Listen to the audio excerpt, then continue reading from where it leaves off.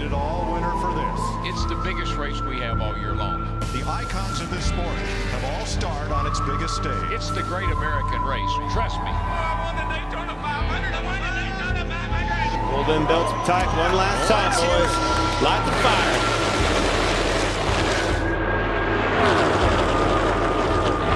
Push coming now for Harvick. Oh, and around goes a couple cars. Priest upside down. He's barrel rolling through the grass. You got plenty of money. Don't need that to keep racing. Is it worth the risk to keep on going? Sure, to win. Out of the rhythm.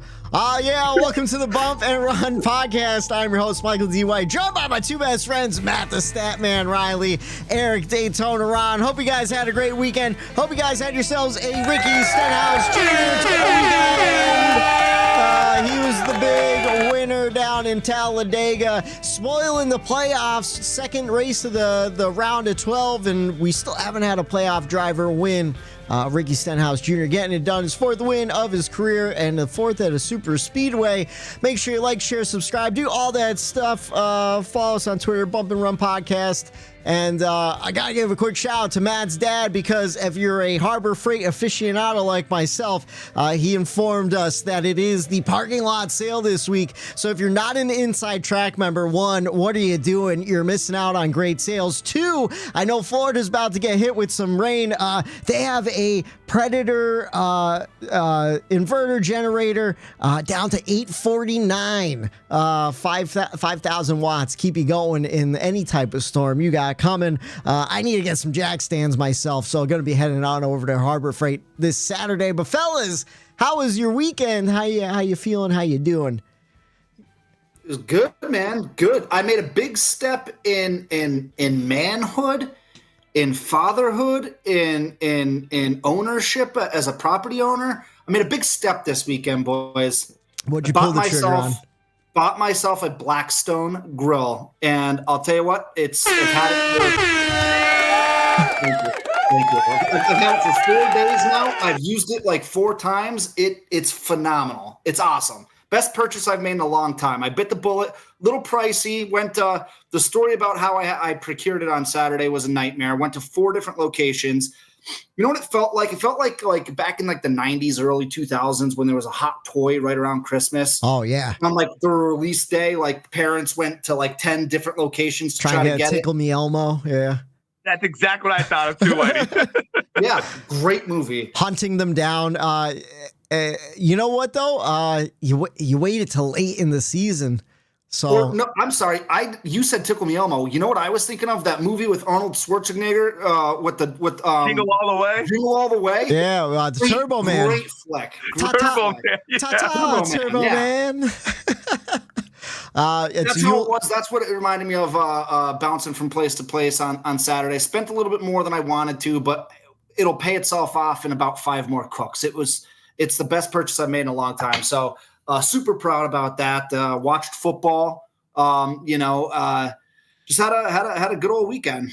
Yeah, congratulations on the Blackstone. I pulled that trigger earlier in the summertime, and legit the best purchase I've made. Do breakfast on the weekends, little eggs, sausage, and peppers. I don't know. I never make eggs actually. I just do pancakes and bacon. But don't know why I lied like that.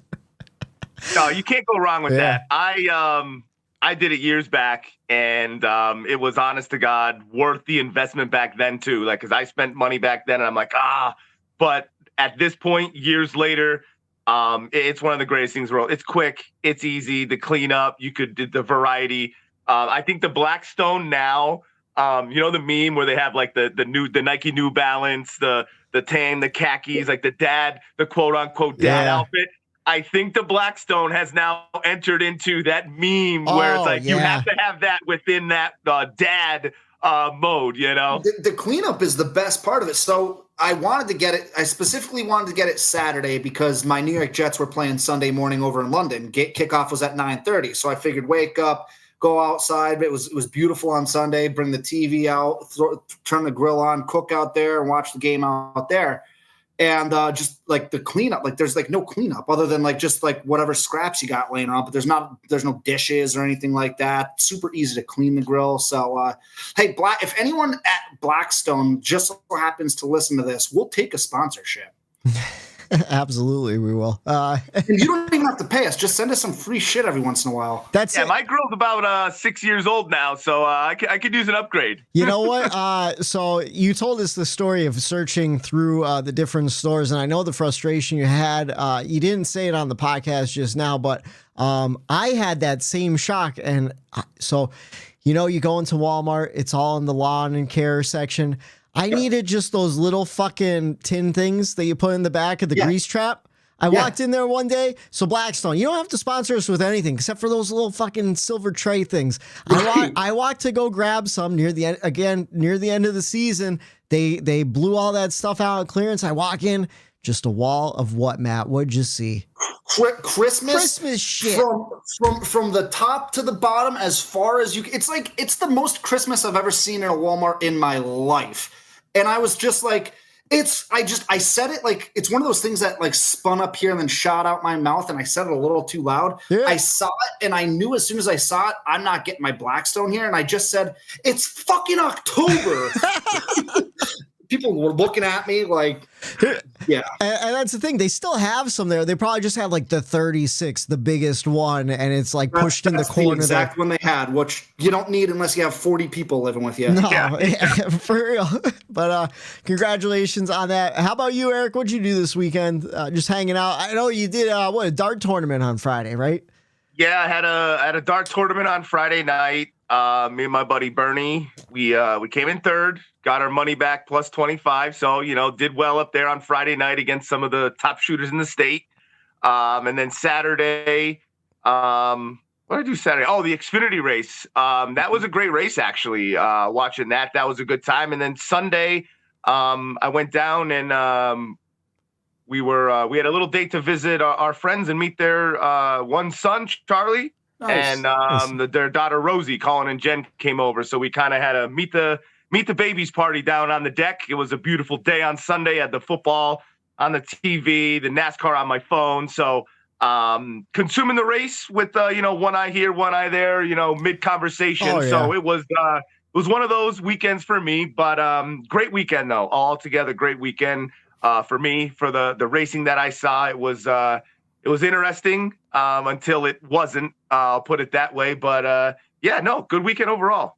I do want to say, too, just looking forward to next week. I know we brought it up a little bit before, but boys, we're going to be together to celebrate our good buddy Chris and his beautiful wife Kelly getting married on Friday. So yeah, got super a big old excited wedding to see the boys and really turn one on. Eric, did you pick up your tuxedo yet?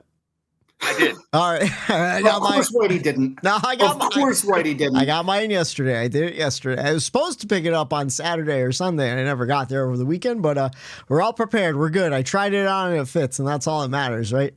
Yeah, I got mine yesterday, too, but I got my text late, though. I got my text. It was like, I was panicking when you said you got yours. I'm like, I was checking my email, checking my text messages, like in a panic, like, how come I didn't get a phone call yet? But then it's I finally ended up getting It's insane. Do you guys have to have it back Saturday, the day after the wedding? Yeah. It's insane that they do that. Or it's $20 every day after that as a fee. Right. Bunch of horse shit. Anyway, yeah.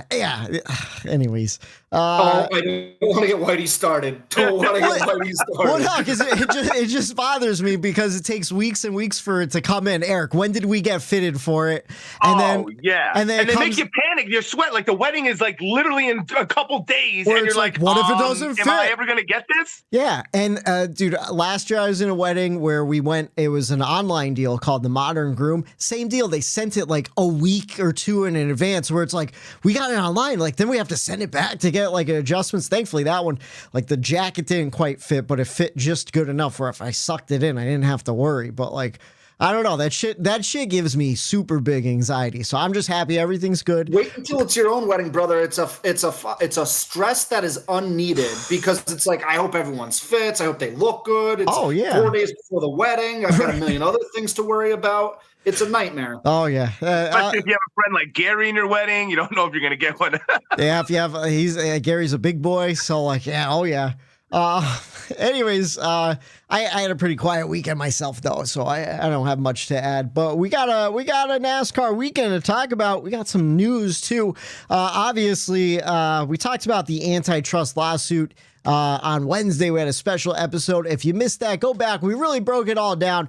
But just in case you guys have anything else to add to it, I know Matt didn't get to interject a whole lot on Wednesday. Yeah, so. I had to pop off. It was kind of an impromptu thing that we did, but obviously had to do that.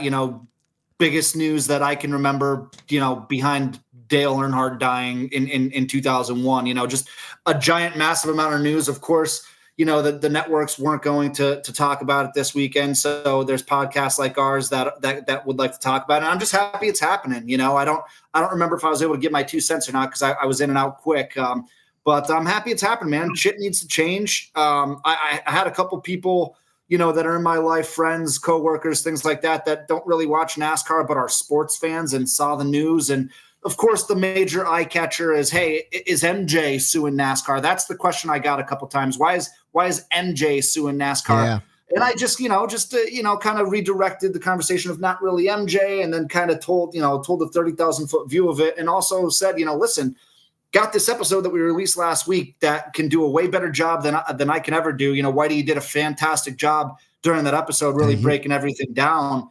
But moral of the story is shit needs to change. We've got the right people to do it. We've got a future Hall of Famer in Denny Hamlin. We've got Michael Jordan, the biggest name still, I think, in sports history, and a powerful lawyer that has made some real big impacts, positive impacts in other sports through lawsuits. So we'll see what happens. I hope this one goes to court, but we all know how that happens. Usually there's a settlement before it ever gets to court. NASCAR is not going to want to open up their books because they're greasy fucking bullshit, shaky little France family bullshit they don't want anyone to know about. But I hope it all gets blasted out there and everyone finds out exactly who the France family is. So what kind of other things they've been involved with, especially in the year 2001? They've been running a monopoly. They've been running a monopoly this entire we won't talk. If you want to know what our theory is about the France family in 2001, let's put it this way: it doesn't correlate with Dale Earnhardt, and we've got to say it off air. It's high time. They've sucked up all the money, and while everyone who's putting on the show, Black helicopter show, Rogan. Whoa! Oh, hold on a second. Jet fuel doesn't burn beams. What? No, never mind. Who's joining the show? I don't know. Who's joining the show? I don't know. No, don't go down that road. Don't go down that road. Anyway. Inside joke that's between the three of us that we can't bring to air. But what should we call it? You know what was interesting to me? Hearing Bob Pockrass interview some of the other people who aren't involved in the lawsuit, like Richard Childress Racing's RC was interviewed, and he flat out said it. He kind of said, like, yeah, they kind of pressured us to sign by midnight. And he's like, I have a lot of things to think about. I have sponsorships, partnerships with OEMs, all this stuff, 400 employees, shit like that. So it's like, NASCAR really did bully them, right? Like, of course they did. Yeah. Yes. Yeah, you're gonna see more of that coming out. I think we kind of said it last Wednesday, Whitey, where I think more people are talking behind closed doors, and in public they're kind of staying the professional, PR route in those interviews. But a lot of people can't say anything either. Sorry to cut you off, but a lot of people can't say anything either because I don't be surprised cause this is class action, right? No. This is antitrust. So I don't know legal stuff, so don't judge me here. But can it be turned into a class action? I don't know. I don't know enough about that. I know class action lawsuits. I know class action lawsuits are when a group of people, usually like the public, gets together and sues collectively. That way you get like a little piece of the pie. So, I mean, maybe there's the possibility. Again, I was just going to say, don't be surprised if other teams decide to join. I don't know if that can happen or not, but like, I wouldn't be surprised if it's like, wait a second, like if this is going on anyway, like, yeah, let's fight for our rights. Yeah. I'm not sure. I think because they signed. Because that is why Denny didn't sign, because at the end, in the midnight hour, that's when they put that you cannot sue us in an antitrust suit. Yeah. So once those teams signed it, now they can't sue them. So that's why Denny and Front Row stayed out of it, because if they did, then they wouldn't be able to turn around and do what they're doing right now. Right. So I think the other teams, they could still say what they want to say about it. You know what I mean? But I don't think that they could actually join in on it. But I was thinking about this today where, what about the drivers? What if the drivers, the individual person decides to be like, hey, because you're going to see these worms start coming out now because people are going to be more brazen to say what they want now and to come at NASCAR, drivers especially, because guess what? The pay has gone down. Oh, yeah. And that's another thing that was brought up in the garage and people talking about. It's like, hey, like, yeah, you could talk about all this, but the pay in NASCAR compared to other sports is ridiculously low. And not only the drivers, but the engineers' salaries have gone down. So since this started, the salaries should be going up. The sport should be making money. The team should be making money. That should always go up and on the rise. And it's going the opposite direction. And the only one making money throughout this whole thing, the only one, are the people at the top. So I don't know if you could get all the drivers. What if all the drivers individually come together and be like, hey, as drivers, we're suing NASCAR because we feel like we're getting unfair pay, cut deal of the money that's going in too. So I don't know. I think this is going to be a muddy mess for a while here. Kyle Busch, I mean, listen, he's a millionaire. He's well off. He's never going to be broke. But and I know it's impossible for us blue collar folk to feel bad for the millionaires. But Kyle Busch, he had to sell his house, and he was like, I got a lifestyle change because I'm not making what I used to make. Yeah, and that was just a team change too. That was from one team to another. Let alone some of these guys who are in the back marker cars and stuff too. I bet you they're probably just barely scraping by in terms of the lifestyle. Yeah, scraping by, compared to not making $5-10 million a year, right? But when you get a bigger chunk of the money with these teams, what it'll help do is it'll help these drivers and their salary, because now your driver talent is going to dictate what you get paid. So if you're a high-profile talent and you bring no sponsorship, you're not getting signed. But if these teams that have the money don't need your sponsorship anymore, but you're still a high talent, now you could say, hey, I'm better than this guy. I should get more money, and you will. So now the teams are going to be paying for the talent. The teams are going to be paying for the sponsorship that comes with a lesser talent. It's this guy brings so many millions of dollars with him. Be fielded with talented drivers rather than drivers that are bringing a sponsorship with them, because once that model is crashed of needing sponsorship to bring to a team, you're going to see the talent rise to the top now. And now the talent, when you get to the top, that's where they compete, and that's where the competitive wages and salaries will start to happen, because the talent is there. I'm worth this. I could do this for your team. And now they don't have to worry about me having sponsorship. They just have to worry about me doing what I do best behind the wheel. Agree. Speaking of, that kind of reminded me of a news story I wanted to bring up a couple weeks ago, and I forgot to. And now, in light of this lawsuit, it kind of makes sense. But Reilly Herbst, who famously is kind of the butt of the jokes for a lot of people, who he pays for his ride. He brings a lot of money in sponsorship through that Monster deal and stuff, because his family owns a very successful chain of convenience stores, and they work a business-to-business deal with Monster. Well, he was slated to. He's been the name most for the third car at 2311. He's supposed to take over, supposedly. But he flat out said, he goes, I have no clue where I'm going to be next year. And now it kind of all makes sense, because the team doesn't know where they're going to be next year with this whole antitrust lawsuit or not, whether the judge will grant them to run under the new charter deal until this gets worked out. So then they could purchase that third charter that they've already agreed to. And apparently the team they're buying it from already agreed to the new charter deal too for that car. So a lot of moving parts, a lot of stickiness. And like you said, kind of, Eric, hopefully if we could start paying the drivers more, we won't have to worry about the Reilly Herbsts of the world, to be honest. Nothing against him personally or anything. It's just like Brandon Joneses of the world. It's like you're taking up a good quality ride, and you know that you're not the best talent. Mm-hmm. You know, they deep down, they'll never say it. They know why they're in that car. It's And it's just gotten to the point where there used to always be one or two of those guys. But now I think the field has gotten filled with quite a few more of, I'm not saying they're not talented at all, but they're clearly not the most talented and deserving in some of these rides. Like you look at a guy like Josh Berry, what a struggle it was for him to finally get up to the Cup Series, you know? It's a perfect example. Or even like Ryan Preece in the Cup Series now, like where's he going to land? Because he doesn't have money to bring with him. He's not from a rich family or anything, but he's a talented driver, especially at short tracks and stuff. So I don't know. It'll be interesting. If anyone wants more information on that lawsuit, again, go back to our last our short episode that we did for you for more detail on the actual lawsuit itself.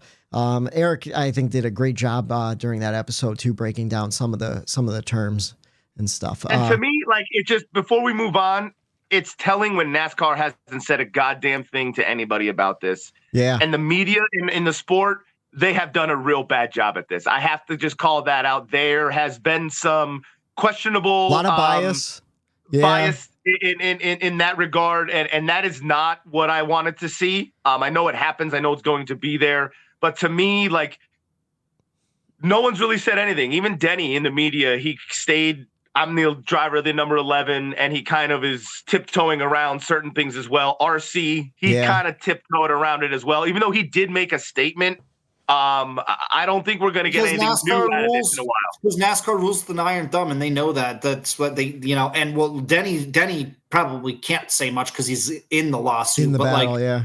You know what I mean? But and NASCAR, they haven't even released a statement, have they? No. Like, they haven't said anything about it. They just keep declining comment as far as I could tell. So I don't know. Not a good look. Again, though, you have to think on their side. It's like we need to get everything buttoned up before we ever say anything either, because that could be used against them.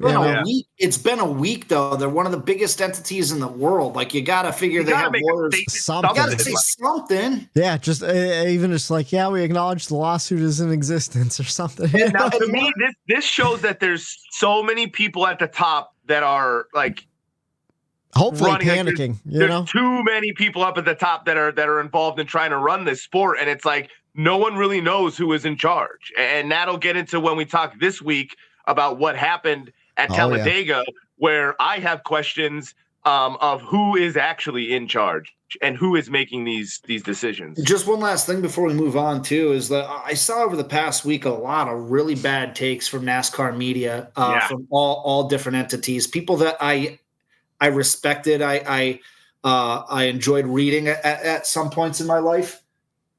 Did Marty Smith say something? No, not Marty Smith. But not Marty Smith, his partner in crime. That was disappointing on a couple levels. That was disappointing to see that he said that. And I don't need to drop names, but you can go on Twitter and find that stuff. Just a lot of people in the media just had some terrible takes about the whole situation. And it's sad to see, because reality is that things need to change, and they need to change now. Yeah, I agree. According to Larry. No, Larry hates change. He's another one. Now, America's real crew chief, Steve Letarte, is the real deal. I've officially switched. Yeah, I've officially let Larry go. You're on board. I thought it would never happen, but I think it's time that I've moved on and I have a new crew chief. He's not even the one I was talking about, but him included. It's sad to see. But it's times like these where you find out where people really stand, and it opens your eyes sometimes, and you get a little shocked about where you thought people were compared to where they really are. So yeah, you also have to think a lot of these media members want to stay in the good graces of NASCAR to stay in the garage of NASCAR. Speak your own mind. Whatever happened to that? Well, you get the Bob Pockrass, to me, is doing it perfectly fine. He's actually he's calling it out. He's agreeing with the driver sometimes. He's like putting it out there. Like I think he is really towing the perfect line right now, where he's involved. He's a main media guy, but he's also calling it what it is when he sees it. So I got to give credit to Bob out there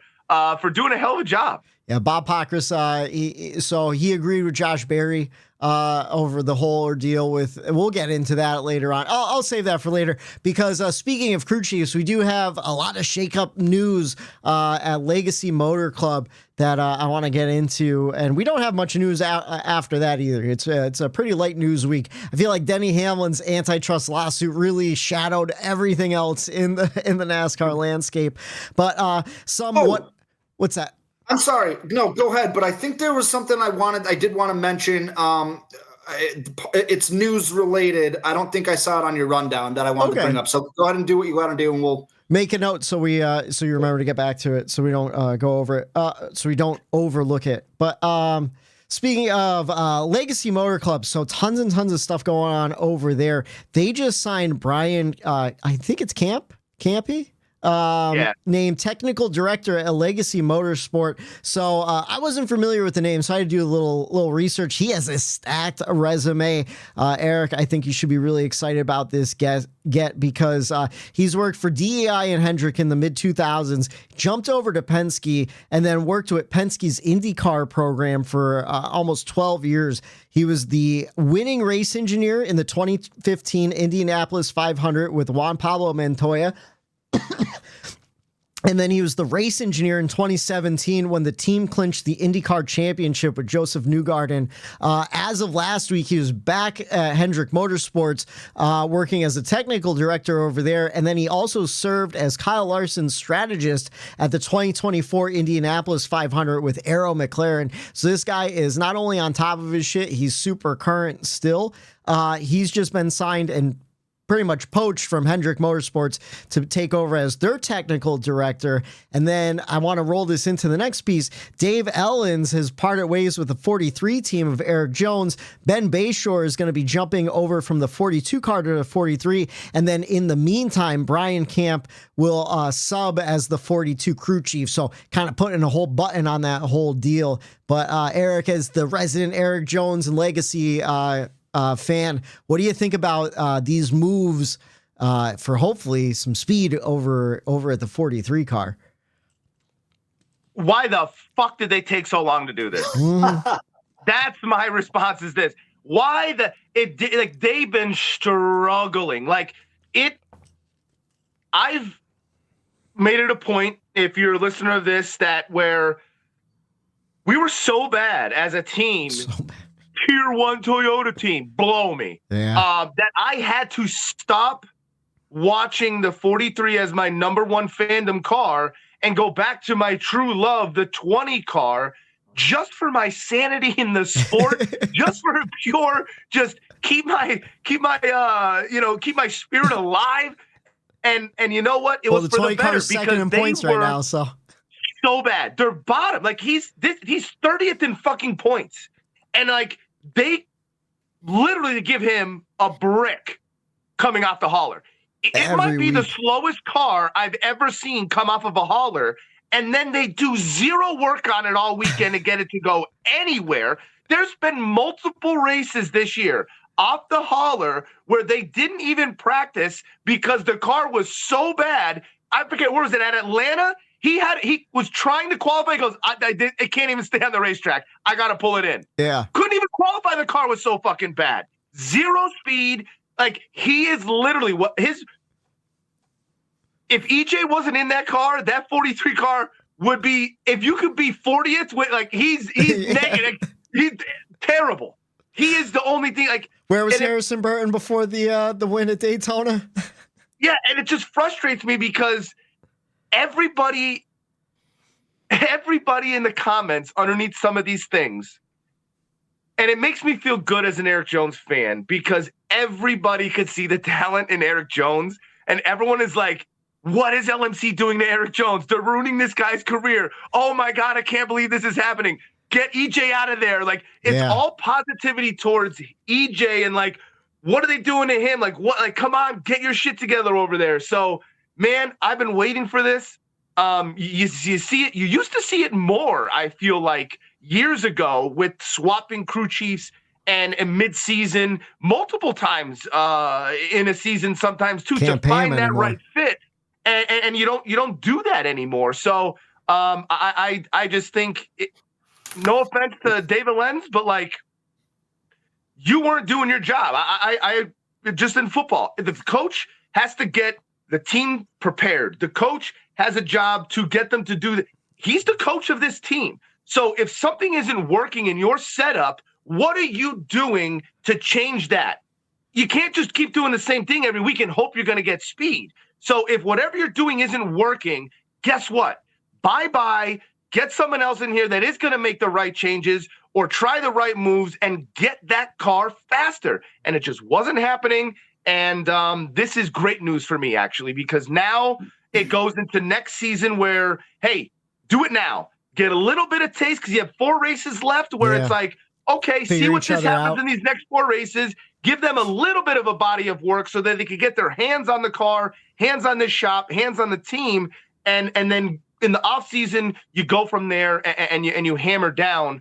But I also heard Jimmy Johnson at a certain point of the season knew where it was going as far as money-wise and what the team was getting and what they're capable of doing. And he really started behind the scenes saving some money, doing some things, and he's been already working towards next season to get this team right. So it kind of makes sense. In sports terms, we were tanking. We tanked the season and just hoping to get to next year already. Are we doing a NASCAR podcast or are we doing a New York Jets podcast? Because Eric, everything you just said, I was like in my head, like, so for anyone who's not a football fan, earlier today, a surprising announcement: the New York Jets fired their head coach, they're having an okay season, but it all correlates to what you just said, like. If the necessary moves aren't being done, like you have to make a change now to cut the nose off the spike the feet. You gotta make the changes now for the future. And everything that you just said just kind of applied to that scenario with the Jets. And I was like, oh my God, that's so funny. Like everything to a T. But as you said, it's sad because Eric Jones sitting in 30th place in points right now is a top 10 talented driver in our sport. And there's no denying that. Nobody can talk me out of that. Nobody could talk me out of that take because he's so talented. And Jimmy Johnson, we know what he did, what he's capable of, his brain. He knows how to win. Winners know how to win. Yeah. They figure it out. They know what goes on behind the scenes, what it takes effort-wise to win. And that's what Jimmy Johnson's always done. And so he knows what needs to be done. It's going to take time. And they're doing the necessary stuff now. So, Eric, if I'm you, man, I'm an LMC fan. I'm happy that there's changes being made, that they're willing to try new things, and let's see what happens. That's where I stand. EJ's already pledged his loyalty. EJ's already pledged his loyalty. I mean, he just signed a contract extension, so he's not going anywhere. And what that tells me is he knows how talented he is. What him signing that contract extension tells me is he knows the right things are being done behind the scenes. He believes the process. Yeah, he's believing in the process, which I know for a while we were kind of wondering, like, is Jimmy Johnson really in it? But apparently he is. And I didn't know the whole thing where they're kind of like saving money here and there, looking towards the future. But it shows in this type of hire, obviously. So hopefully we'll see a little bit better results next year. It sucks that it's a long process for basically a new team because man, it's been so long. Like, where did Richard Petty? Like, Petty wasn't doing well before this either. So it's one of those deals, I guess. But other than that, if you're in Florida and you're a listener and you need to get out of Dodge, Darlington Raceway is offering temporary refuge to hurricane evacuees trying to leave Florida right now. So if you just so happen to be streaming us, and you're a listener down there and you need to get out there, head on over to Darlington. The lady in black will take care of you, hopefully. So good luck to everybody down south yet again. I know I didn't get to mention it last week, but NASCAR and a lot of the teams, a lot of different efforts to help North Carolina. And what's that? So that's actually it's a perfect transition. Everything you just said, the news that I wanted to bring up, something that we have to bring up, we'd be doing a disservice not to, is Western North Carolina, Eastern Tennessee just got obliterated by Helene, the hurricane last week, and a central figure who's been making a lot of impact, positive impact out there, day in, day night, every day since the hurricane wiped Western North Carolina off the map is Greg Biffle. We have if you've ever listened to us, we have a string of, you might hear us throw a random Greg Biffle stat out there every once in a while, but all jokes aside, what he's doing, he has a personal helicopter and literally every single day, please go follow him on, I wish I had his social media stuff, but go I think it's just at G Biffle on Twitter, I think. Yeah, go look him up. It's not hard to find. Search Greg Biffle. You'll find him. But he's posting videos every day. He has a private helicopter every single day. He's going and delivering supplies and rescuing people.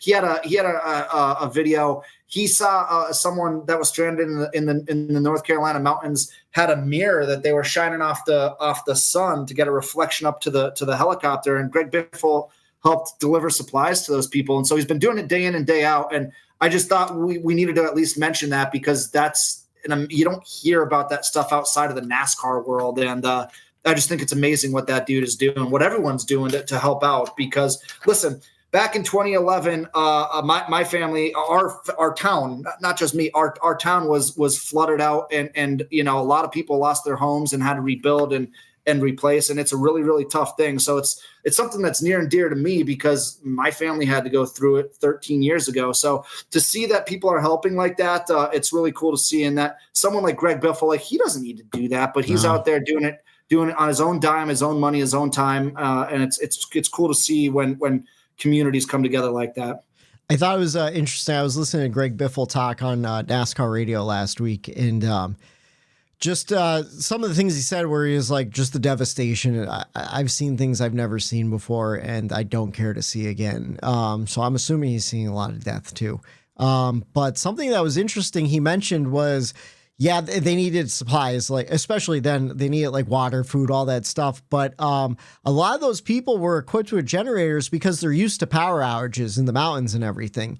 And he said the biggest thing they needed at that point was fuel to keep the generators going, which I think is something you never really think about when you're donating to those types of relief efforts and stuff like that. But yeah, definitely great on the Biff. Like Eric said, his handles are G Biffle across the board. So if you want to go and check out some of the stuff he's been doing, just a fucking good dude. Good dude. A hero. Yeah. He's doing heroic work right now. And a lot of people are, not just Biffle, but I just wanted to get that out there and just wanted to throw that out there and give credit where credit's due. Oh, yeah, definitely. And that's all we have for NASCAR news.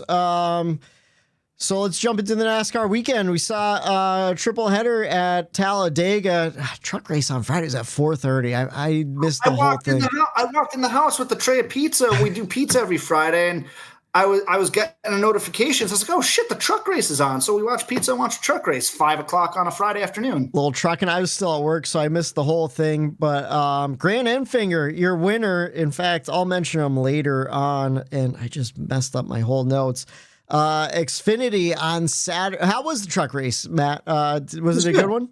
It was a truck race on a super speedway, man. It was awesome. They were trucking, just trucking, truckers trucking. They went trucking. Was that the race where I saw Friesen with just a big ball of flames going down the backstretch? Yeah, that's the one. That makes sense. And then Xfinity on track Saturday. Eric, you said you saw that one. How about you, Matt? Did you get a chance to check out?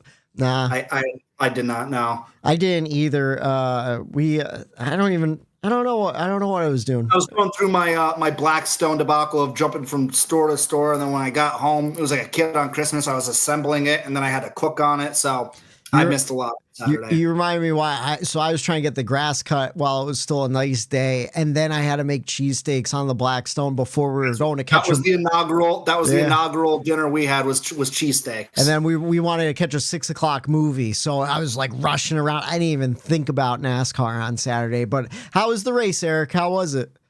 It was good, man. It was really, really racy. Though they gave it their all. I felt like, they were really out there.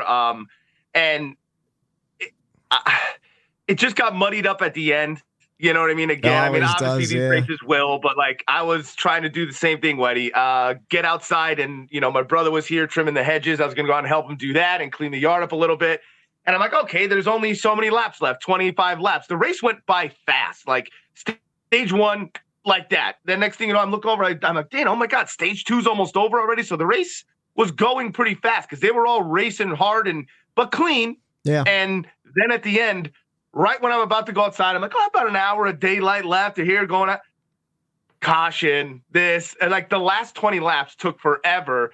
And I ended up saying, like, I got to go outside and start working. So I didn't see the actual end of it because my guy got taken out and this and that. But The ending ended up being half decent. But overall, I thought, to me, the body that I saw in the Xfinity was better than Sunday in the Cup race. Yeah. That tends to go pretty weakly half the time. Yeah. Sammy Smith, of course, was your winner. He got it done.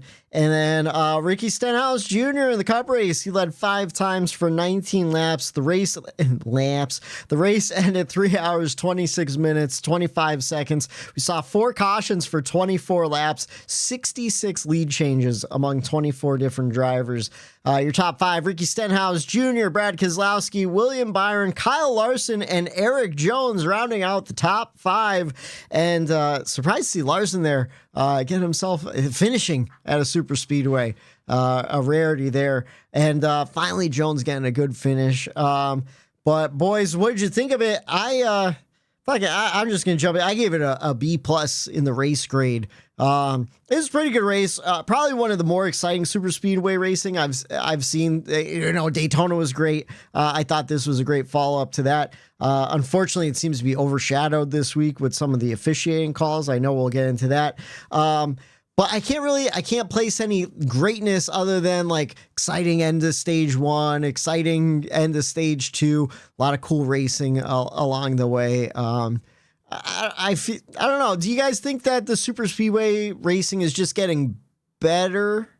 Or I don't know. It's hard to just. So Daytona, this past Daytona race a couple months ago, was one of the best super speedway races I've seen in a long time. This was a good race, but it wasn't that. So I can't say that it's going on this perfect trajectory, because if that was the case, this would have been better than Daytona, but it took a little bit of a slump. But Eric has a really good analogy of kind of what we saw on Sunday. I gave it a B. I enjoyed what I saw. I was telling you guys, I liked what I saw, but I can't tell you why I liked it. I was watching it. I was engaged. I barely flipped over to football. Like I said, my Jets were done playing by noon on Sunday, so I was locked into NASCAR Sunday afternoon and barely was checking on the NFL scores, because this race held my attention enough where I was locked in. But I couldn't tell you much about the race other than the big one we've ever seen and Ricky Stenhouse winning. Yeah, I mean, we had 4 wide for 100 million laps. Like, that was cool, but it was. And Eric, I'll let you kind of use your analogy in a second, because it's perfect. But it was just like it was fine. It was a good super speedway race that was enough to keep my attention. Nothing more, nothing less. Yeah, I think it regressed. In that one Daytona race where we hated it, and the reason that I hated it was because, hey, like, yes, they're 3 wide and 4 wide, but what are they doing while they're doing that? It's cool to see for 6, 7, 10 laps, right? Oh shit, it's lap 15 and they're still 4 wide, but what is okay? That's cool, I guess. You know what I mean? It's like when I go bowling, sometimes it's like I'm excited to go bowling, but after like the 4th frame, I'm like, okay, I had enough of this. You know what I mean? Like, it is what it is, like the Daytona that we just got, where we said, ooh, it made a step for the better, was because there was some movement. There was some moving out of line and some cars bopping from row to row, which I like. This race, there wasn't a lot of movement. And until these cars are able to bop out of line and not just get absolutely just dragged down, and go right to the back like a rock. No one wants to meet up. It's just there's so much drag on this car when you pop out of line. Nobody wants to pop out of line. So to me, the race was like an Instagram photo of someone's fancy dinner where you're like, oh my God, that looks so good. I'm going to go to that restaurant. I'm going to get that. And when you go there, it tastes like absolute shit. It's just like they pulled the wool over our eyes by saying go 4 wide, but going 4 wide and not moving anywhere and not doing anything. And the reason they were going 4 wide to begin with, save fuel. Yeah. So I knew someone had an analogy, and damn, it slipped my tongue now, but it was a really good analogy about that. Like, I think it might have been Steve Letarte or one of the crew chiefs said on Twitter, like the speedway racing, it's like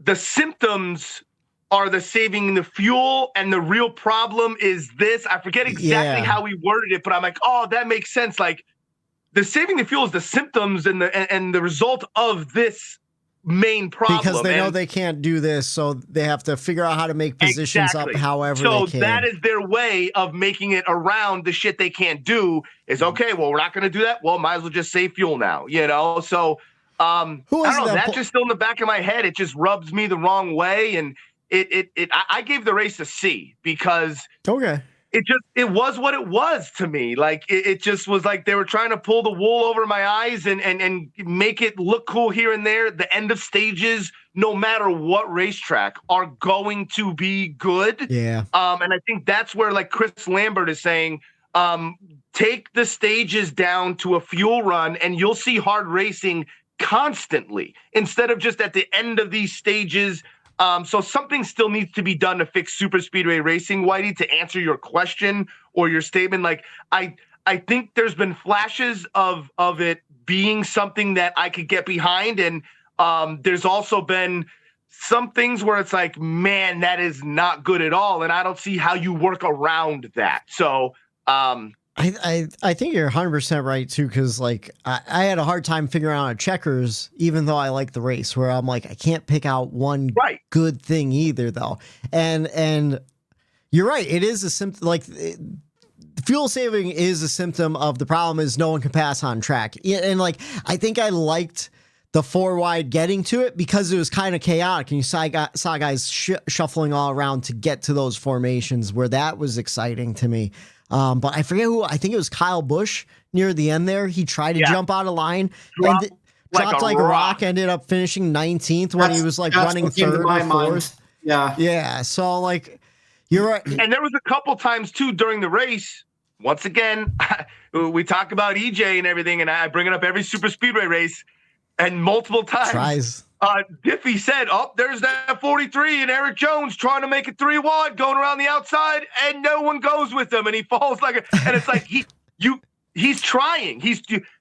Like, I'm not saying the drivers aren't trying to make those moves that I'm looking for to bop in and out, but they just know if they try to make that move, they're screwing themselves, and it's just not. They just know it's not going to work, and that's just disappointing to see that. You used to be able to bop at a line. You'd lose some spots for sure. You'd go back, but people would see you go back, and then they'd hop in line, and then you'd form a new line, and you'd be able to go right back up. You can't side draft this car. You can't really push this car. It's a car problem, and when you have a car problem, the symptoms of that is you're getting fuel saving races and you're getting strategy races out of it. So I'm not saying it was the worst thing I've ever seen because. It wasn't, but at the same time, I'm not going to fall for this trick of it looks the visuals being, Yeah, I hear you. Yeah, I could. And I mean, I know we don't do it, but like, did you guys? I mean, you have to put what happened, the debacle with the tower and the call into this whole thing too. You know, like that just wasn't. You know, that just wasn't good either, you know? So, at that point, so just during the red flag and the yellow flag, all I'm thinking is like, this race should have been over a half hour ago, you know? And that's how it was in the Xfinity. And it's just like, that takes you right out of all of the good. Now your brain, everything flips. And now you're like, oh, fuck this. NASCAR again, the tower, the officials get involved. So I don't want to be completely...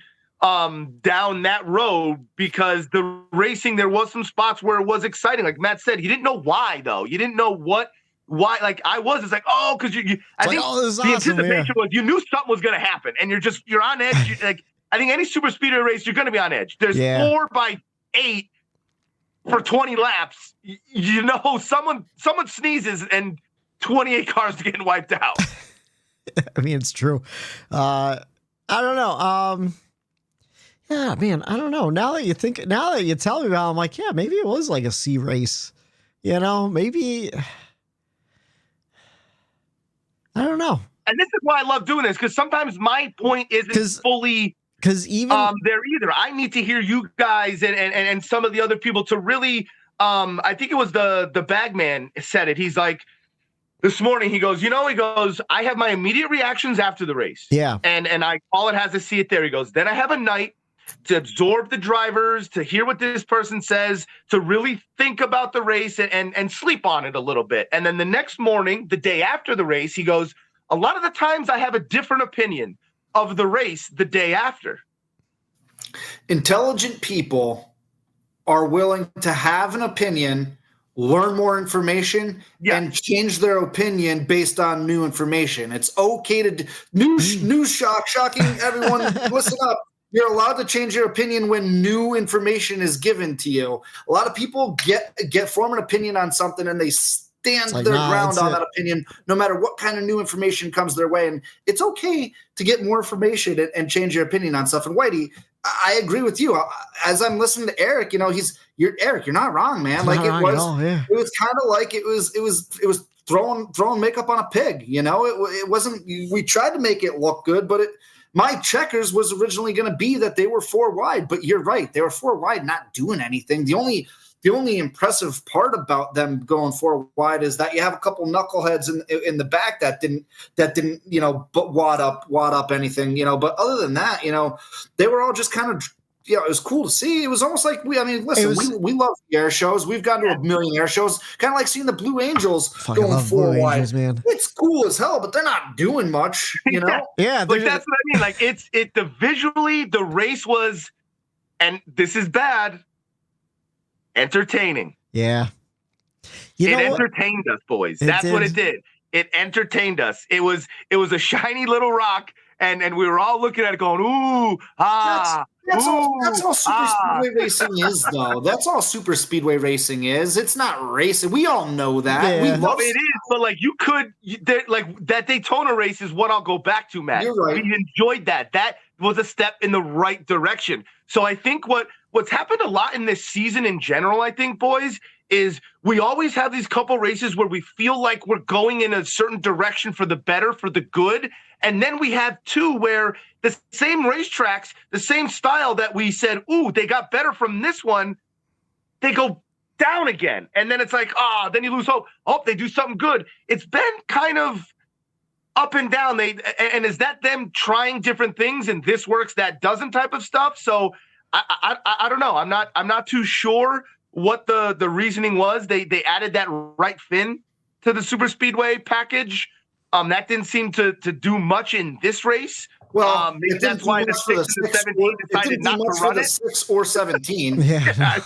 Apparently theirs was taken off. Well, I'll mention that in my wreckers. And I think you're right. The more information I got too, like I wasn't mad at the sanctioning body in the moment during that red flag because I was like, yeah, it's like red flag. But then you start seeing guys get towed and you're like, man, fuck that. Cause like they fucked over Josh Berry the week before, So I'll just get my wreckers out of the way while we're at it too, real quick. Is that hold on, let me hit the button.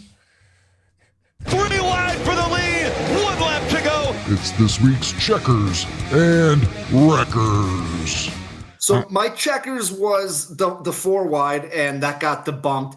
My wreckers is because we didn't get to jump on a show last week. My wreckers was last week the whole Josh Berry debacle. Yeah. Of him getting forced out of his car when all he needed to do was throw 4 new Goodyears on and away he went. And then you fast forward to the next race. And the same situation, cars are being towed back. They're being allowed to get new tires on. And it's like, well, where's the consistency, NASCAR? Well, consistency in NASCAR, those 2 fucking words should never go together ever again because there is never consistency. And you wonder why fucking NASCAR, you're getting caught in lawsuits because everything is fly by the seat of your pants. You're running a professional sport. Reaction instead of like 70th year, 75th year, whatever it was. What did we just celebrate? 75 years of NASCAR.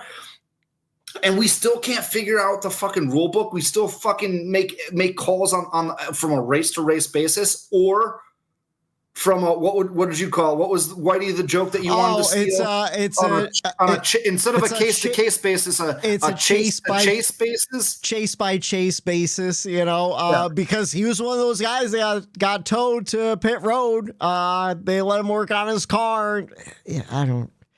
If I'm Josh Berry and I'm Ronnie Childers, I'm going up to that booth during the race and just fist fighting on site. Whoever's the first NASCAR official I see. That should be the next lawsuit. Is I'm suing you for lost wages due to poor officiating.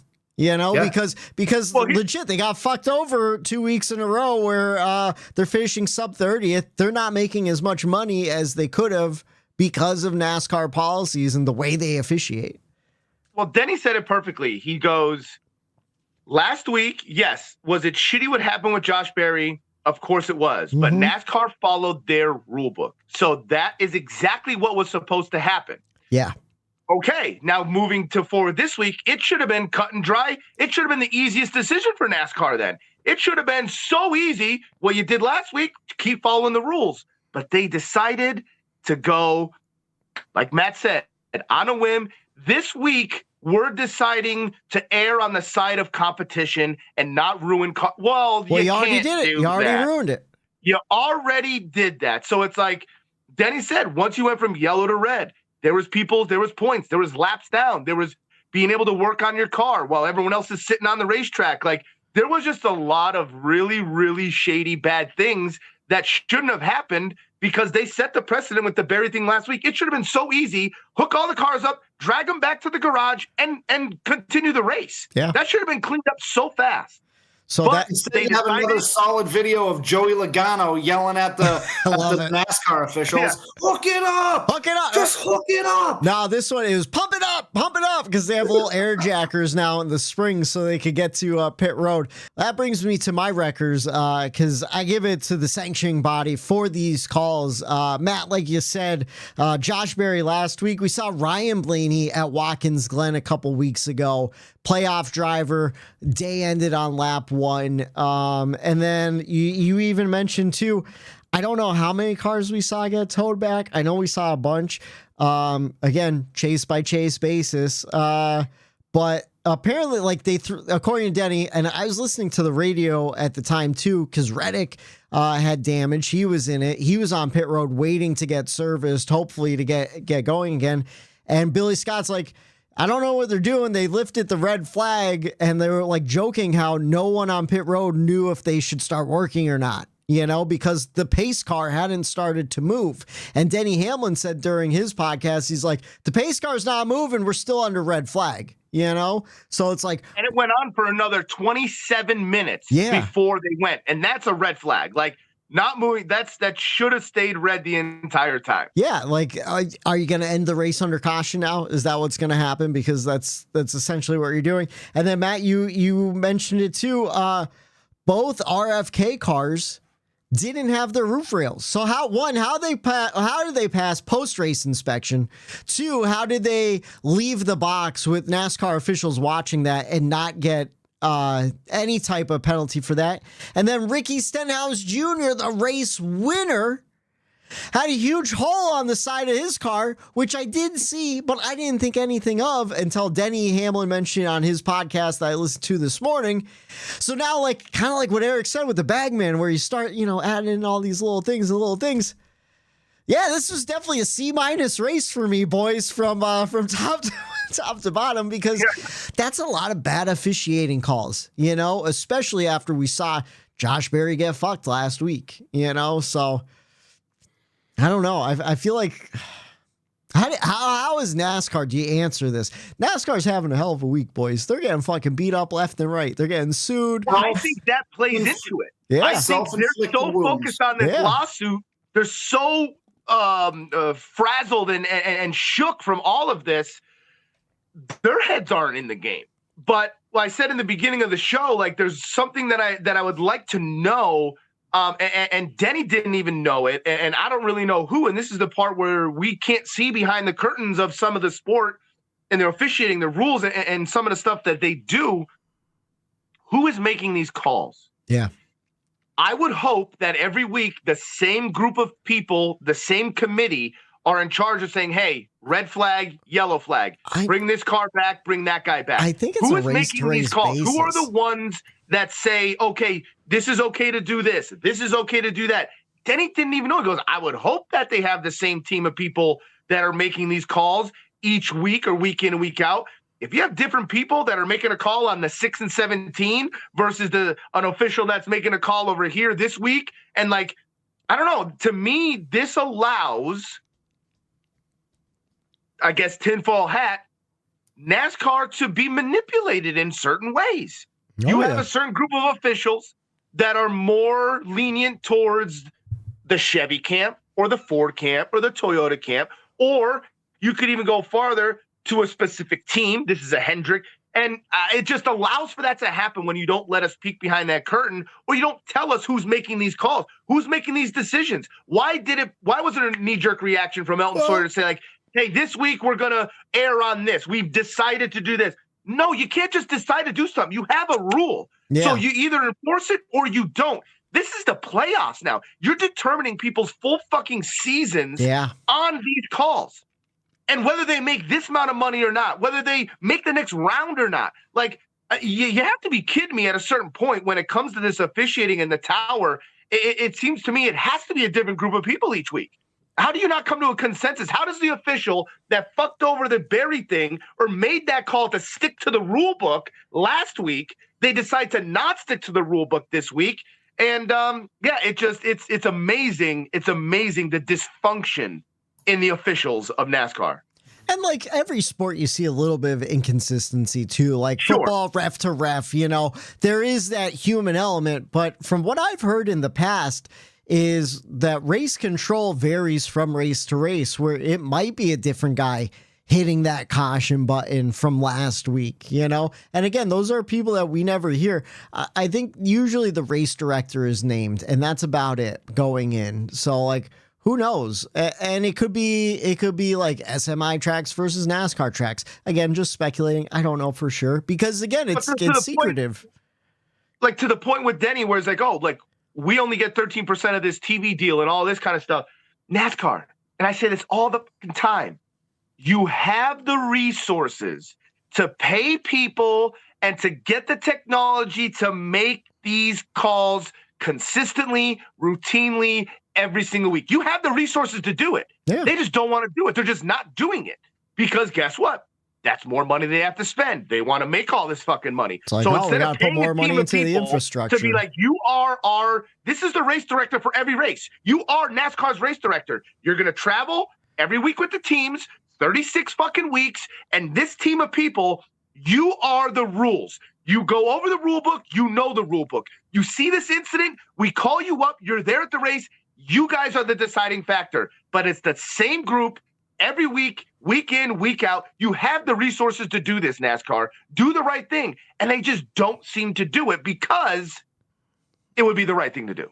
And right. From what I've heard too, and I'm almost certain this is true, where a lot of these guys are like former drivers, former crew chiefs, people that have been in the sport forever, but maybe you have like a crew chief that's like, yeah, I don't see what a big deal that one was, 1 week. And then you have like our driver who's like, oh, that's a caution for that, like that type of stuff. So again, a lot of judgment calls. I just wish, I wish we had more clarity from the sanctioning body. Who's making those decisions? Right. Because at the same time, you have Elton Sawyer come out after the race and go, well, yeah, like you said, we're erring on the side of competition. Well, now you look like a fool, to the general public because now you have to come out and make excuses again. Because you, after having to make excuses last week where you're going, well, we're citing on the rule book, like it's just silly, it's just silly. And this is what I said. This is why it's a gimmick to me. This is why I don't really think that like this is the right way to crown a champion of our sport when you have this kind of stuff that determines people's seasons. There was a quote I heard. I forget. It was kind of in the context of this. I think it was on Twitter. Someone, Richard Petty, years ago, maybe even decades ago, said, NASCAR turned from racing into, he said, we're not racing anymore. We're entertainment. And we said it earlier in the podcast, not entertainment. He goes, we turned racing into a show. And that's it. It's not racing. It's the show we're putting on, but that was my wreckers, my checkers for the weekend, because, we're kind of all over the place here. Again, couldn't really think of anything from Sunday's race, so I'm giving my checkers to Grant Enfinger.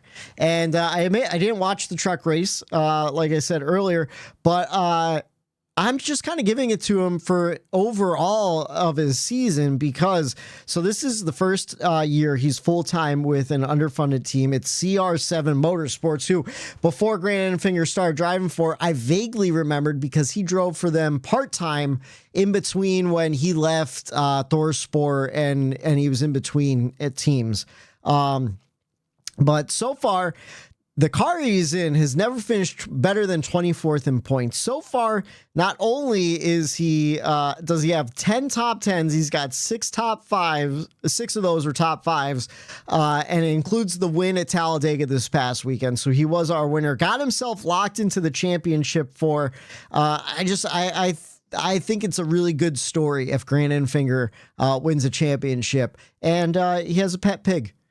So that has to add a little extra too. So fan favorite in my book, Grant Enfinger, getting the checkers for getting it done in Talladega. I think he drove for GMS for a little while there before they went down. Yeah. Yeah. So it was in between. I think he was at Thorsport, went to GMS, drove for these guys in between for like a quarter of a season. And now he left GMS or wherever he was. Where was he last year? Was he at GMS last year? Yeah, just before GMS folded down after the whole with the Petty, the GMS, and then they went. He was a part of that whole thing. So I just want to give him my checkers, and then Eric, what's your checkers and wreckers for the weekend? I gave my checkers. Obviously, I'm gonna stay home here. I'm happy to see that EJ got the first top 5 for that car under Toyota.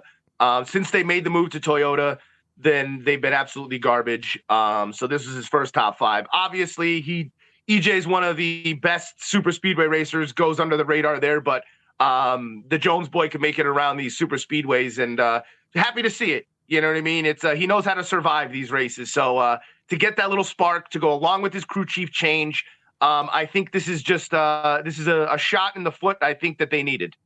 Eric, during that overtime, I'm just fucking laughing to myself as they're coming out of turn 4 for the last time, and I'm like, There's that Jones boy. He's always he's at least in position. And you know what usually ends up happening too, especially at Talladega, because the start finish is so far down, is he always gets sideswiped or blasted or put up into the wall at the last second. And I was just sitting there waiting, like, it's going to happen to him again. He made it across, but I was like laughing, like he's always there at the end of these races. He's always there. It's unbelievable. He's either in second, leading a line, he's in third somewhere, and then you blink and somehow it's like, how did Jones finish 9th? Right. And he's wrecking at the line and shit. So good call on that one. How about your records for the weekend?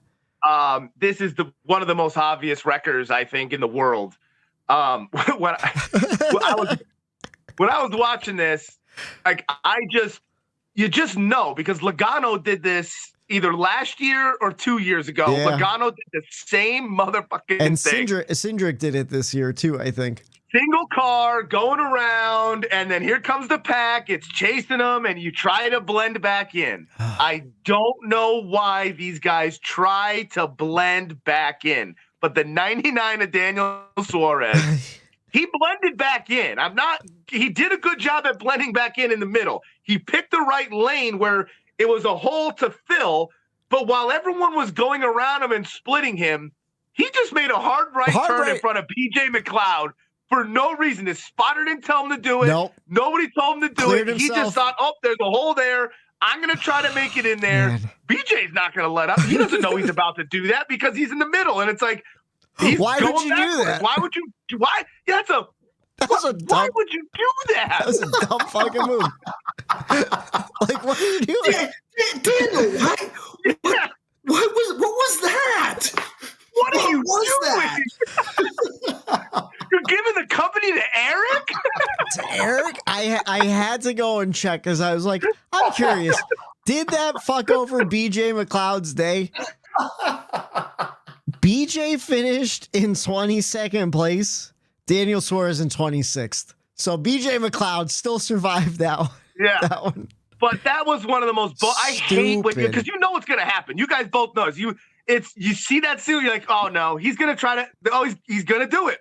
Oh man, he's good. And the in car. I don't know if you heard the in car of the whole lap leading up to the whole debacle. I listened to his in car with his crew chief, the radio. Yeah. And the spotter's going, yeah, man, I don't know. Either you could go bottom, you could go, I would say go blend into the top just in case they could go around you here. He's like, okay, but now the bottom is the middle is opening up now. Oh, now there's nobody opening up. They're all even in the front, 3 wide. It's like, yeah. They had no plan. No. At all what to do. Train coming down on them. Yeah, so then finally the spotter said at the last second, stay in the middle of the top hash. And that's where his spotter and crew chief told him to go was the top, stay in the middle of the top hash, so that if anything, the cars could go underneath him. And it was he goes, that's probably your safest bet. Suarez went right down the middle, and just it was just unbelievable. Like it's the most. I think it was funny to me, but it's one of those scenarios where that's the most avoidable thing. Yeah, that was so avoidable. And you just didn't do it.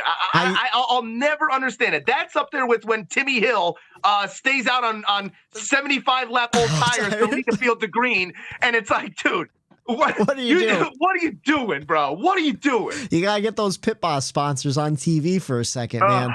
Whatchamacallit? I said it in the moment, and I stick with it too. I still blame Joey Logano for it all because he did it once and it worked out for him. And then his teammate did it again, and it worked out for him. And finally, we got to Daniel Suarez, who tried his best, I guess, and it didn't work out at all.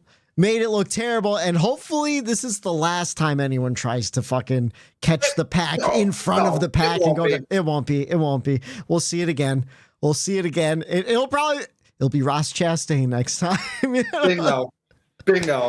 But boys, I don't know what else to say about the race really besides the controversy with the wreck. We saw, what was it, 1, 2, 3, 4, 5. I do. Well, I mean, we got to talk about the cutoff line. 22 here, cars in that wreck.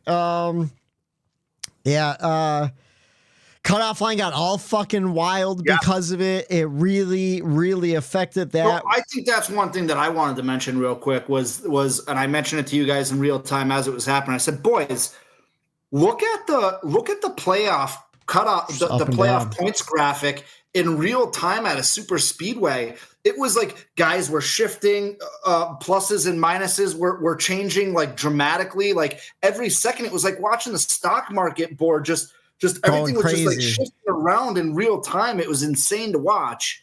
I after you pointed that out, because I noticed it like guys moving up and down here and there. But once you said that, I really started watching it where you'd see like 4 numbers change all at once, where it was so quick where it's like, this has to be an automated thing where there's no way there's somebody actually there's like the loop data and all, like the loop data and all that stuff. Yeah. Where it's like I'm sure there's points going that we never even saw because it moves so quickly that the screen could never keep up. You know, well, because there was 3 lines or 2 lines, and there's jockeying for position. Like that's just what was happening. Was the timing was loop. The timing loops. I think that all runs off too. Yeah. Yep. But there's. Guys are 4 points to the good, they're 10 points to the bad, and it was just shifting like it was crazy to watch. Right, but Matt, that was also part of the wool over the eye scenario where that was being entertained by that when you're watching the ticker rather than watching the fucking race. That's true. And then like that red flag happens, huge big one with 20-some cars in it. And now it's like, well, where's everyone going to shake up? Because now that whole thing that we've been watching all day long, meaningless, gone. And I jumped on the scanner. I'm listening to Reddick. I'm like, all right, are they going to get going? Because my guy, sitting way outside the cutoff line the whole entire race, and now he's plus 14 to the good heading into the Roval. So it's like, man, just qualify good and stay there. Hopefully we can survive, you know? At one point, Whitey, I was about to text you and be like, bro, you're gonna need the road course fucking hero to come out. He's gonna need to like have a stellar Roval, and lo and behold, when the race ends, he's in the good. It still might happen though with stage points and stuff too, though. But like, I would hate to be a Cindric fan right now too, because I picked Cindric on the podcast last week. I thought he had a really great shot to win this race, and he ran up front pretty well for a long time. Let's see, where is he? You would hate to be a Cindric fan now? Well, no, because you just stop that sentence at fan. Well, yeah, I mean, yeah, in general, but if I was a Cindric fan, I'm going into this where he's like, all right, he needs to win or perform really well. He finished 9th in stage 1. He won stage 2.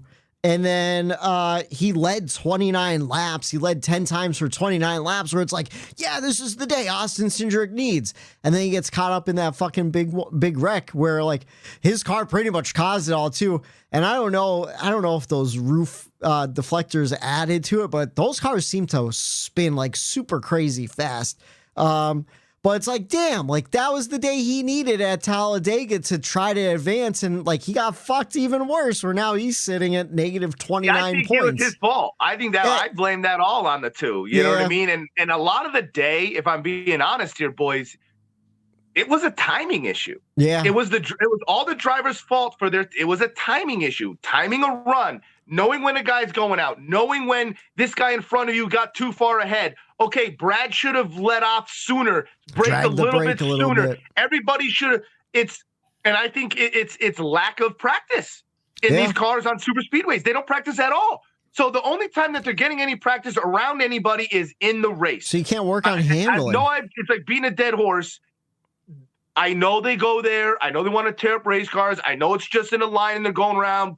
But you still, with this new car, practice. Maybe we will get better. You could get those timings better. You know who could be pushed, who can't be pushed. Instead of figuring it out mid-race, let these guys out there to get the timing a little bit better. It's all timing runs. Just work on your handling too. You know, like how many times do we hear like, oh, the car handles like shit for the first 2 stages, you know? Right. So. Yeah, like some cars cannot get pushed. I saw it in the Xfinity race. Every time the 98 got pushed, it was like he was sideways and trying to keep his car under control. And in the Cup race, there were a couple guys where it's like you could see it.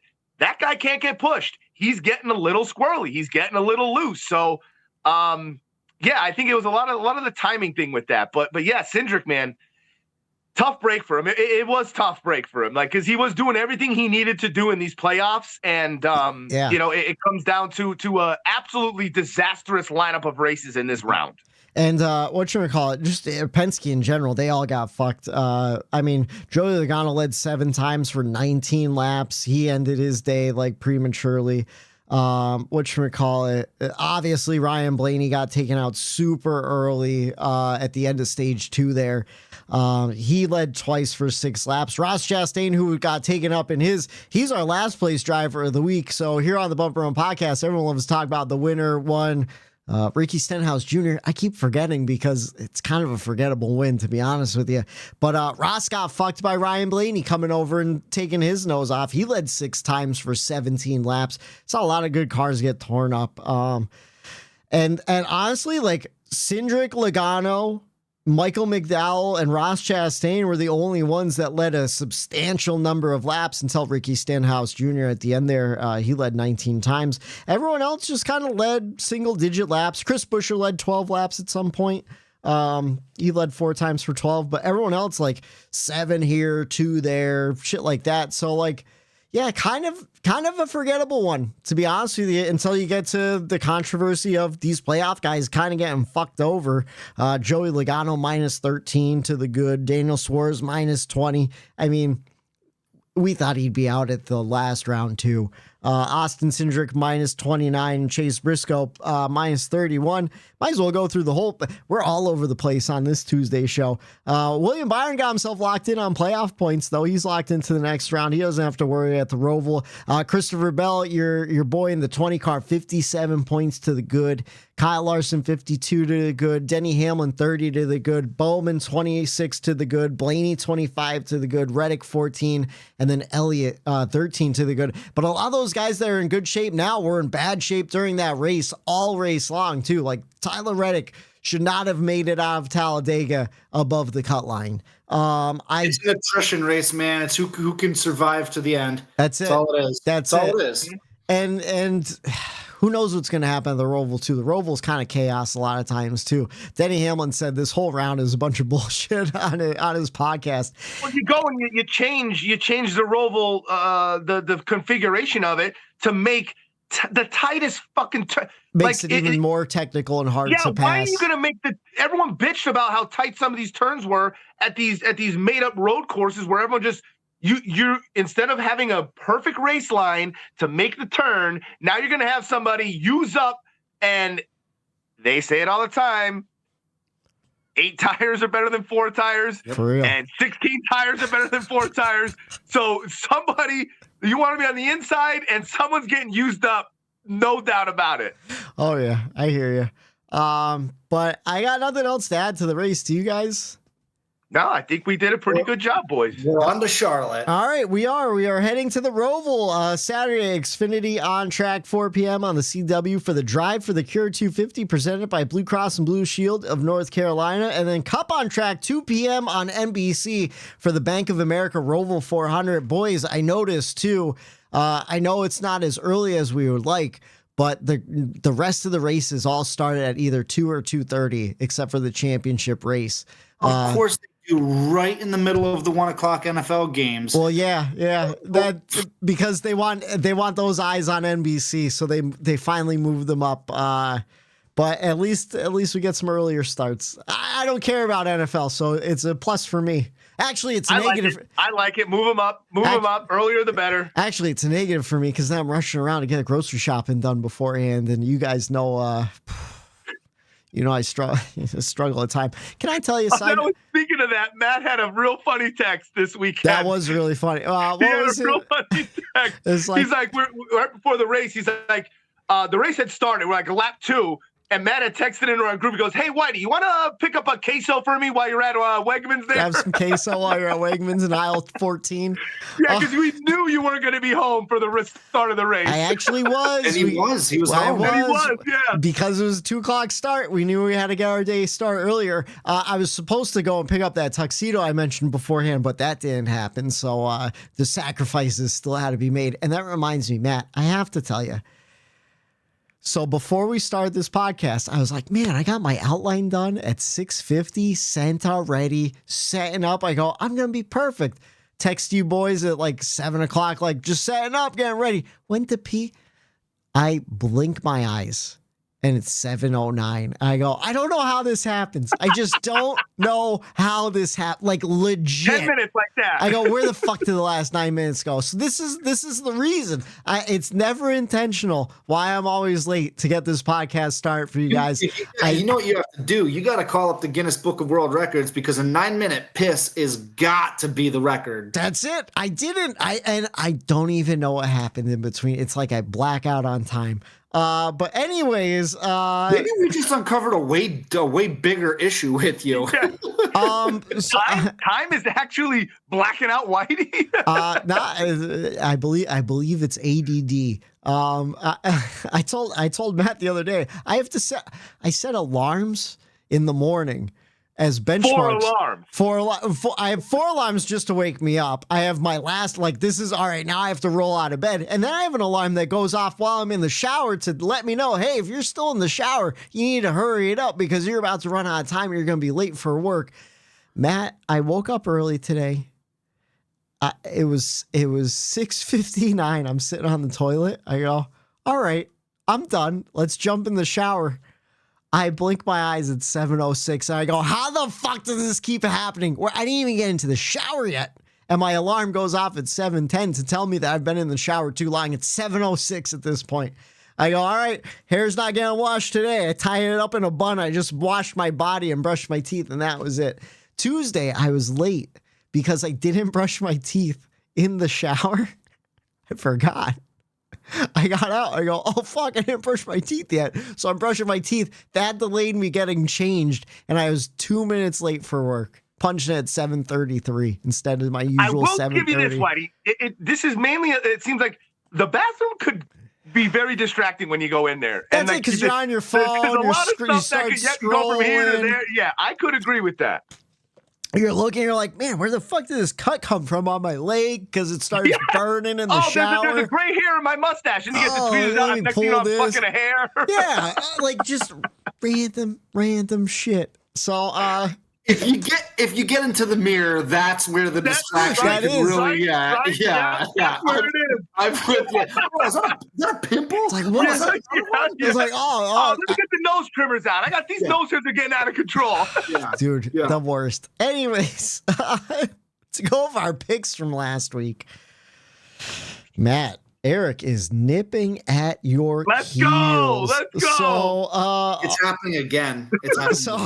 Eric picked Christopher Bell to win at Talladega. He got him 37 points. Matt, you picked Chris Buescher. He got you 30 points. I picked Austin Cindric. He got me 17. But in the overall points, Matt, you are at 960 points. Eric is at 934.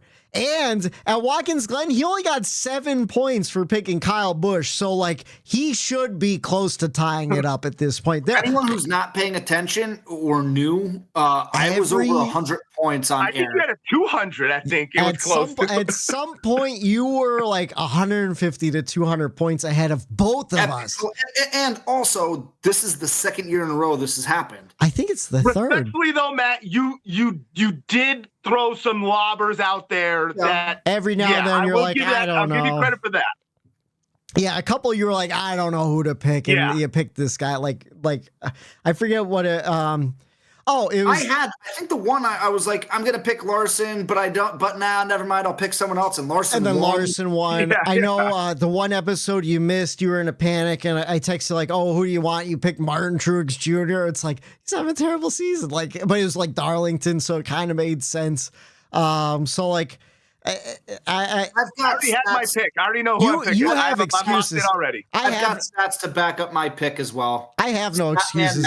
I am like 150 points, but I have 822 points, so I'm not even in the conversation. So for me, I pick first at the Roval.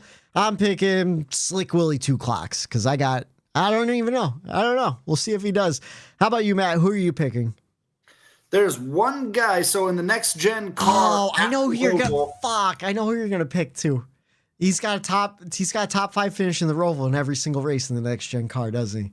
Or top 10 at least.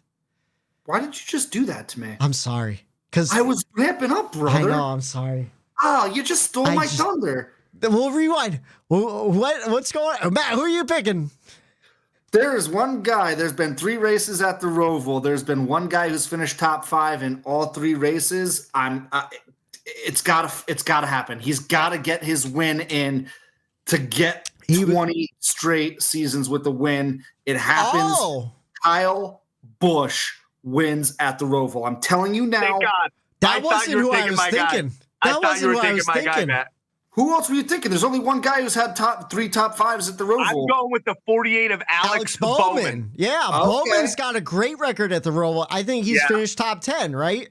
Alex, I think it's better than top 10. Alex Bowman has two top 10s out of the 3, but he had to have had a really bad point. He doesn't get a lot of points. Oh, okay. It's what the list that I'm looking at is on Racing Reference, and it's based on total points they've gotten over the last 3 races. And he's like, his finishes have been good. Yeah. Alex Bowman has great finishes, and so during it, if he's going then again, this is going to be, you're going to have some people points racing, and you have some people going for wins. And I think he tends to go for the win more than he does stage points. But man, I'm like, I saw some stats today too about Alex Bowman, even just at road courses in general. that 48 seems to get around these tracks pretty good as of late too. So Bowman's on a pretty good run here. So I'm going with that 48. I know it could skew Bowman's stats too. So he has 2 8th place finishes and a 10th place finish at the Roval. He missed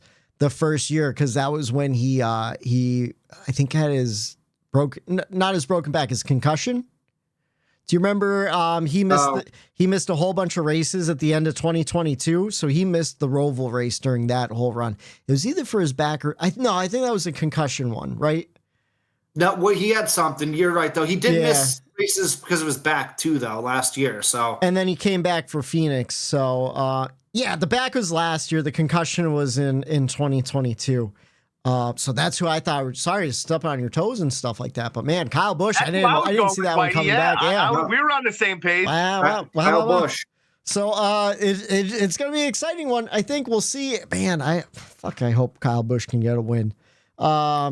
And we'll find out this Sunday, 2 p.m. on NBC for the Bank of America Roval 400. Will it be Alex Bowman? Will it be Kyle Busch? Or will he be in victory lane? We'll find out this Sunday, 2 p.m. on NBC for the Bank of America Roval 400. For Matt the Statman Reilly, for Eric Daytona Ron, I'm Michael D. White saying have a good night. The bump and run. There it is.